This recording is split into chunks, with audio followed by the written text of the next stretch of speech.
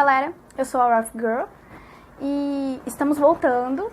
E, em primeiro lugar, eu queria pedir desculpa pra vocês, porque eu fiquei um tempo sem postar vídeos, mas foi devido a um acidente de moto que eu sofri. Eu tava meio impossibilitada, mas agora tá tudo bem. E hoje, no vídeo de hoje, nós vamos falar sobre a Lei das Vantagens Comparativas. David Ricardo, em seu livro Princípios de Economia Política e Tributação, nos apresenta a Lei da Associação, ou também chamada Lei da Vantagem Comparativa. Este postulado introduzido por Ricardo é de extrema importância não somente para entendermos o comércio internacional, mas bem como entender o próprio surgimento da sociedade em si. A seguir, no decorrer do vídeo, eu irei explicar essa lei e suas implicações. Antes de entender o que de fato é a teoria das vantagens comparativas, é preciso elucidarmos alguns conceitos econômicos antes de alçarmos os postulados dessa teoria. O primeiro destes é o conceito de trade-offs. Toda ação humana trata-se concomitantemente num ato de escolher um meio e abrir mão de outro, para atingir determinado fim se abstendo de outro. Isso é justamente o que consiste um trade-off. Quando você escolhe fazer uma faculdade com olhos num futuro mais promissor e investe tempo e recursos nisso, você está fazendo um trade-off. Você está se abstendo deste tempo e desses recursos que poderiam ser usados para outra coisa, a exemplo de já ingressar no mercado de trabalho. Este conceito nos dá vazão para entender um outro conceito econômico, que são os custos de oportunidade. A melhor forma de entender isso é com um exemplo. Suponha que eu tenho uma fábrica de calçados.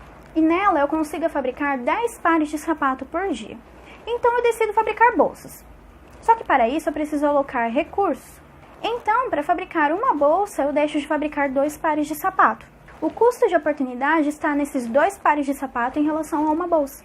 Entendido esses dois conceitos econômicos, irei agora dar um panorama histórico sobre a formulação dessa teoria, começando por outra, a teoria das vantagens absolutas.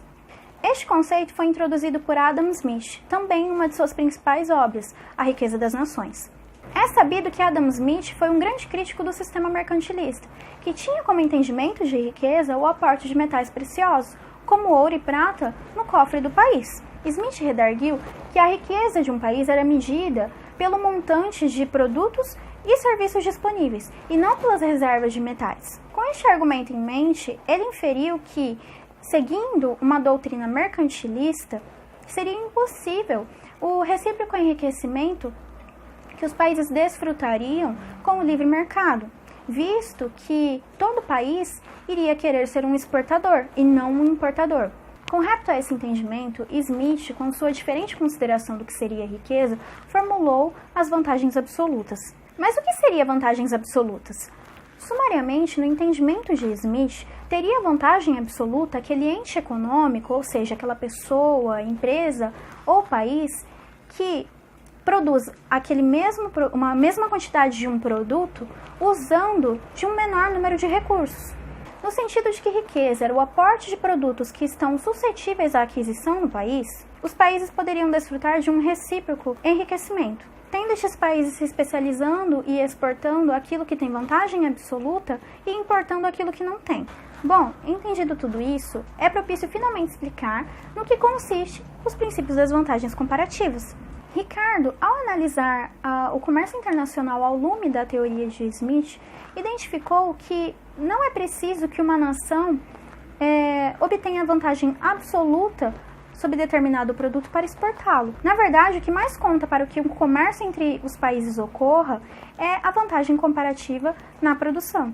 Bom, para entender como isso implica, é favorável a montagem de mais um exemplo.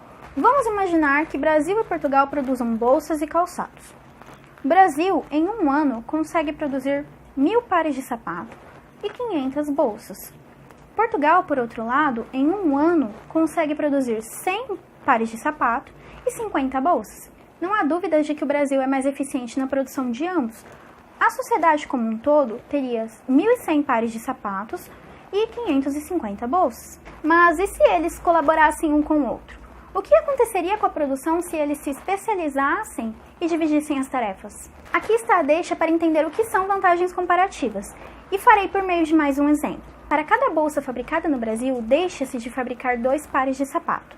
Como eu havia dito, o custo de oportunidade está nesses 2 pares de sapato que eu deixarei de lucrar para talvez lucrar com a bolsa. E em Portugal, cada par de sapato vale 5 bolsas. Bom, se o Brasil se especializar em sapatos, em um ano ele terá a sua produção dobrada, ou seja, 2.000 pares de sapatos. E se Portugal se especializar em bolsas, sua produção irá aumentar muito. Ele irá atingir 550 bolsas. E é nisso que consiste a Lei de Ricardo. Os países se especializam naquilo que possuem menor custo de oportunidade, transacionando o que produzem com produtos que possuem maior custo de oportunidade para eles. Não necessitam que tenham vantagem absoluta no que produzem, como defendia Smith. O que torna as trocas viáveis é o custo de oportunidade. Se o Brasil, para fabricar uma bolsa, deixa de fabricar 2 pares de sapato, e Portugal, para fabricar a mesma bolsa, deixa de fabricar 1/5 de par de sapato, está claro que o custo de oportunidade para o Brasil é muito maior que em relação a Portugal. Portanto, é mais benéfico para o Brasil agora transacionar com Portugal, porque isso é mais barato. Dessa forma, fica claro entender que os países produzem aquilo que tem menor custo de oportunidade e importam aquilo que eles têm maior custo de oportunidade. E ambos os países saem ganhando com a transação, aumentando a quantidade do produto e a qualidade do mesmo. Países com economia mais produtiva e especializada podem se beneficiar de países inferiores nessas características, bem como estes também se beneficiam do comércio com aqueles.